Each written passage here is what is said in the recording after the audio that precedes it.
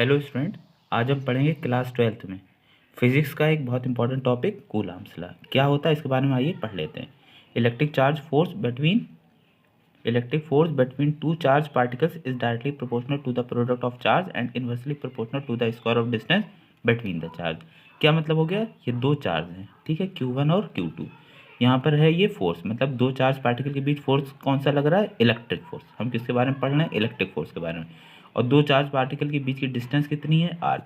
तो अब इस फॉर्मूले में बताया गया है, इस लॉ में बताया गया है कि फोर्स दो चार्ज पार्टिकल के डायरेक्टली प्रोपोर्शनल होता है, जबकि इन्वर्सली प्रोपोर्शनल होता है उनके बीच की डिस्टेंस के। मतलब फोर्स किसके डायरेक्टली प्रोपोर्शनल होगा, चार्ज के। मतलब फोर्स ज़्यादा होने पर चार्ज भी ज़्यादा हो जाएगा, फोर्स कम होने पर चार्ज भी डिक्रीज हो जाएगा। जबकि फोर्स इंक्रीज होने पर डिस्टेंस डिक्रीज होगी, फोर्स डिक्रीज होने पर डिस्टेंस इंक्रीज होगी। इसका मीन्स ये होता है, ये प्रोपोर्शनलिटी का साइन होता है। अगर ये इसके सामने इस टाइप से लिखा हुआ है, इसका मतलब इसके इंक्रीज होने से ये इंक्रीज होगा, इसके डिक्रीज होने से ये डिक्रीज होगा। इसका मीन्स होता है ये इंक्रीज होगा तो ये डिक्रीज, अगर ये डिक्रीज होगा तो ये इंक्रीज। ठीक, तो हम कूलम्ब्स लॉ में समझते हैं कि इलेक्ट्रिक फोर्स किसके डायरेक्टली प्रोपोर्शनल होता है, दो चार्ज जो हैं Q1 और Q2 उनके, ठीक। और इन्वर्सली प्रोपोर्शनल होता है उनकी डिस्टेंस के स्क्वायर के। डिस्टेंस का स्क्वायर मतलब ये। तो इसलिए इसका फॉर्मूला क्या होता है, इसका फॉर्मूला होता है ये F=1/4πε0 Q1 Q2 upon r square. इसको ही हम कहते हैं कूलम्ब्स लॉ। इसको और अच्छे से समझ लेते हैं। जहाँ F क्या होता है, इलेक्ट्रिक फोर्स होता है, Q1 और Q2 अभी हमने आपको बताया ये इलेक्ट्रिक चार्ज होते हैं, R क्या होती है, इनके बीच की डिस्टेंस।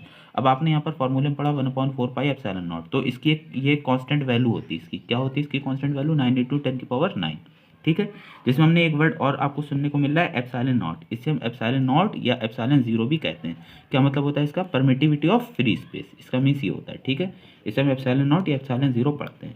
तो इसकी भी कांस्टेंट फिक्स वैल्यू होती है। कई बार ये फिजिक्स में ऑब्जेक्टिव टाइप में आता है ये क्वेश्चन बोर्ड एग्जाम में कि एप्सिलॉन नॉट की वैल्यू क्या होगी। तो इसकी वैल्यू होती है 8.85 × 10⁻12 कूलाम्ब स्क्वायर। सी स्क्वायर मतलब कूलाम्ब स्क्वायर, एन मतलब newton square upon meter square. इसकी यूनिट क्यों होती है, देखिए Q1 Q2 चार्ज हैं तो चार्ज की यूनिट होगी कूलाम्ब।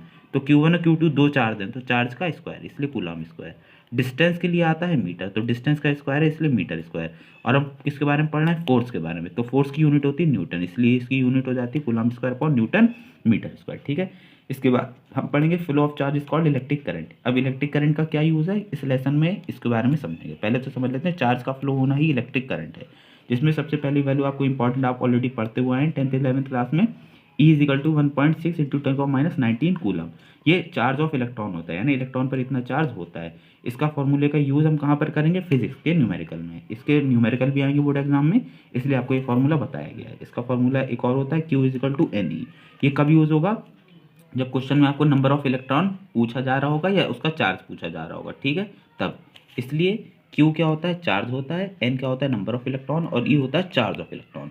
तो फिजिक्स में इनके न्यूमेरिकल में इन फॉर्मूले की जरूरत होगी। तो एक फॉर्मूला हमने ये पढ़ा और एक फॉर्मूला इसमें ये पढ़ा, हो गया क्लियर। इसके बाद इसकी डायमेंशन समझ लेते हैं। एप्सिलॉन नॉट की कई बार डायमेंशन भी पूछते हैं, तो m−1L⁻³ T⁴ ये एप्सिलॉन नॉट की डायमेंशन होती है। कूलम्ब्स लॉ के बारे में और पूछते हैं कि कूलम्ब्स लॉ किसके इक्विवेलेंट होता है, मतलब कूलम्ब्स लॉ किसके इक्वल होता है। तो देखिए कूलम्ब्स लॉ किसके इक्वल होता है, न्यूटन थर्ड लॉ के। न्यूटन के आपने ऑलरेडी पढ़ लिए हैं कि न्यूटन के 3 लॉज होते हैं, first law, second law, third law. तो ये न्यूटन के थर्ड लॉ के इक्वल होता है।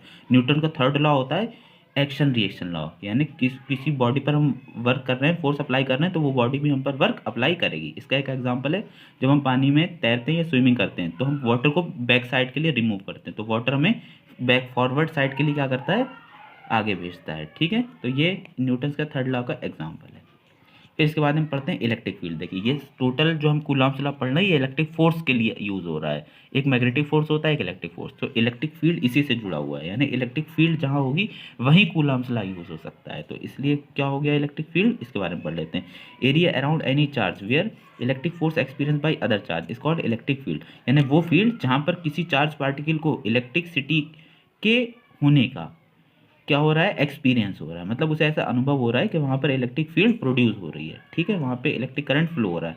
तो ऐसी फील्ड को ही हम इलेक्ट्रिक फील्ड कहते हैं। लेकिन अगर कोई ऐसा चार्ज पार्टिकल है जिससे वहाँ पर मैग्नेटिक फिनोमिना पता चल रही है तो वो फील्ड हमारी मैग्नेटिक फील्ड हो जाती है। हो गया क्लियर, ये इलेक्ट्रिक फील्ड है क्योंकि यहाँ पर किसकी बात हो रही है, Coulomb's law. Coulomb's law electric force और इलेक्ट्रिक फील्ड से रिलेटेड है, इसलिए इस टॉपिक को यहाँ पर कवर किया गया है। तो आप इसको अच्छे से पढ़ें और ये वेरी इंपॉर्टेंट टॉपिक है कूलम्ब्स लॉ।